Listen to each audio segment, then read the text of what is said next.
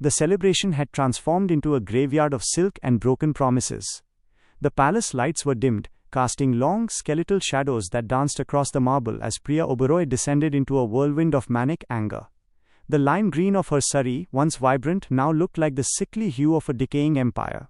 She didn't just move, she vibrated with a destructive energy, ripping down the heavy silk drapes and floral garlands with a strength born of pure desperation. Her hands clawed at the ornate, specially designed pillars that had anchored the engagement stage.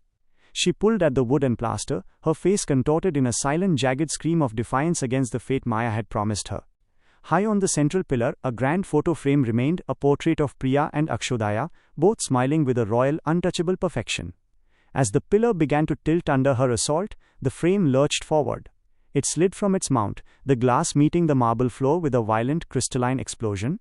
1,000 shards of their perfect life scattered into the dark just a second before the massive pillar itself gave way. The crash was deafening. The heavy wood slammed toward the floor, catching Priya as she tried to scramble back. The jagged edge of a broken frame caught the fabric of her sari, tethering her to the spot. The pillar came down with a sickening thud, pinning her shoulder and legs against the cold stone. She lay trapped amidst the wreckage of her own image, her face in the portrait sliced clean through by the very glass that had protected it.